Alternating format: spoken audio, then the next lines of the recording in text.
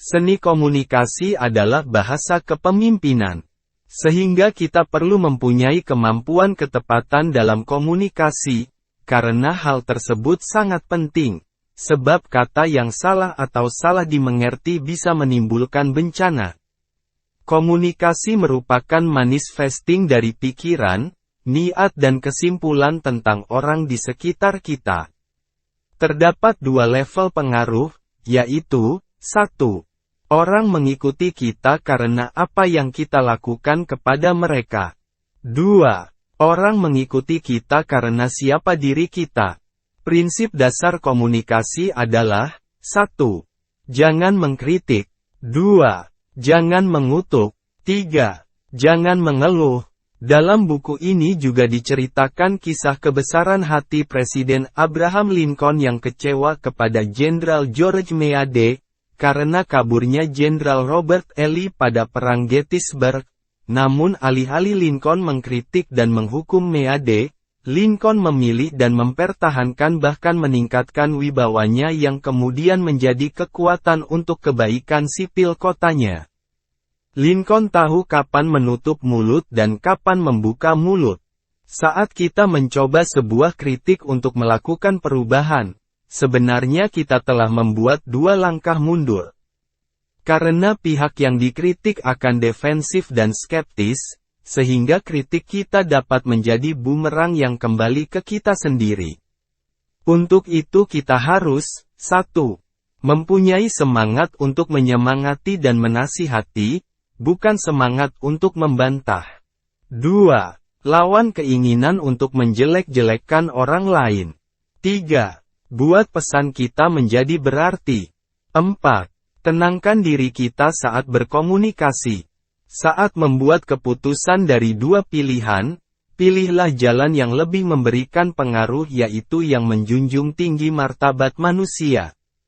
Dalam berinteraksi kita harus mampu memberikan penguatan kebaikan dibandingkan pujian kepada orang lain. Penguatan kebaikan membutuhkan pengamatan khusus kepada orang lain sehingga orang lain akan merasa dirinya penting. Jadi jika kita ingin merubah seseorang mulailah dengan mengingat kembali kebaikan akan kepribadiannya, agar sesuatu dalam dirinya bangkit dibandingkan kita mengkritik dengan menunjukkan kesalahan-kesalahannya berulang kali. Untuk mempengaruhi orang lain bertindak, pertama-tama kita harus mengetahui keinginan dari orang lain.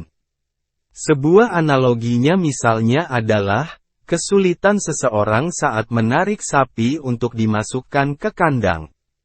Orang lain yang bijak mengetahui bahwa sapi tadi sedang makan rumput, sehingga tidak mau ditarik, lalu dia memberikan makanan dengan tangannya ke mulut sapi sambil menuntun masuk ke dalam kandang.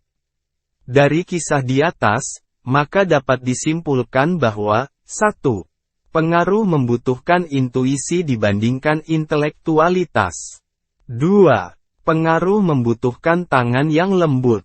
Siapa yang merendahkan diri seperti padi maka akan diagungkan, sedangkan siapa yang membesarkan diri sendiri maka akan direndahkan oleh orang lain, karena akan mempunyai sedikit teman sejati dan pengaruhnya dangkal dan tidak tahan lama. Tersenyum merupakan sinyal bahwa kita bahagia bersama orang lain, sehingga orang lain pun dapat bahagia saat berinteraksi dengan kita.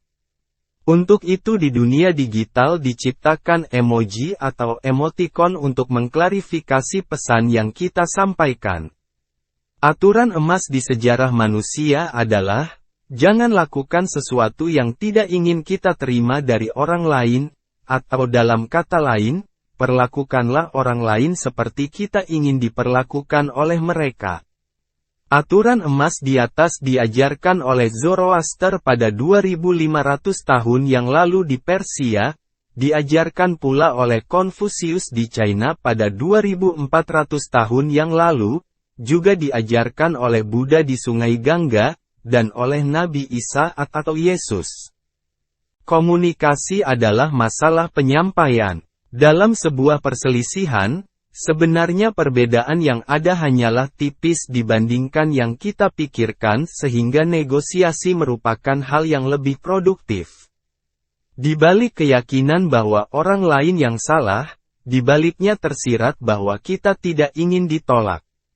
Lebih baik selalu menghindari sudut yang berbahaya dengan menyelamatkan orang lain dari rasa malu. Karena orang yang bersalah tersebut akan memusuhi kita.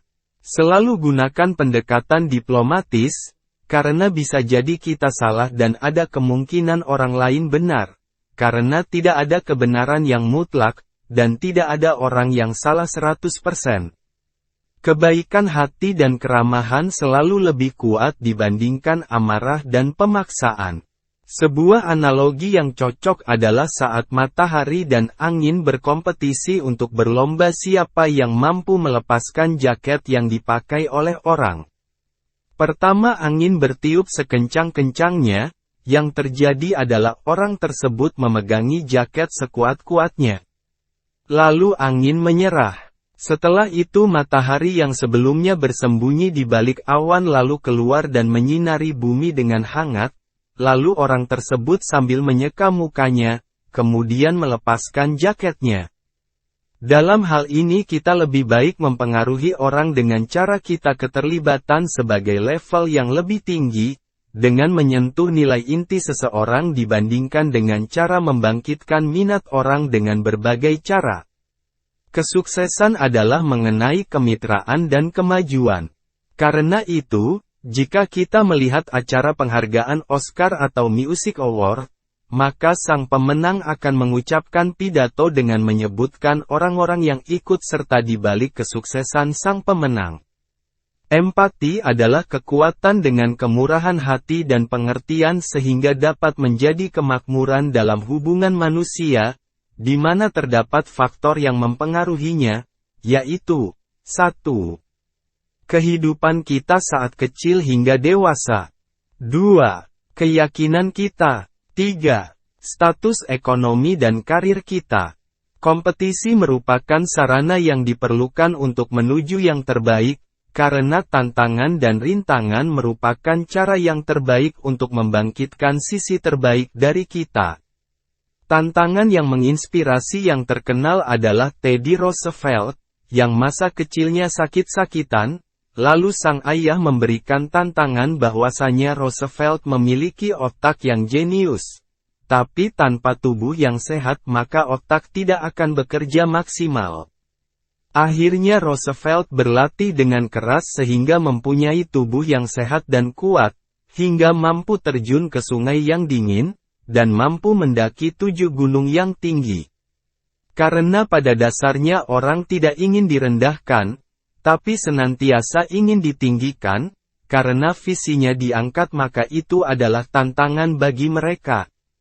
Otak kita sering sibuk akan hal perilaku negatif, sehingga kita frustasi dengan keadaan yang ada, hal ini dapat membentuk persepsi kita akan realitas.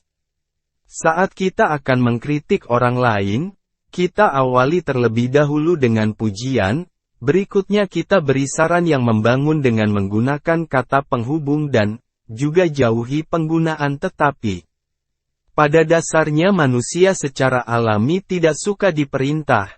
Untuk itu kita sebagai pemimpin harus mampu menjadi katalisator agar semua menjadi merasa terlibat dengan melontarkan pertanyaan.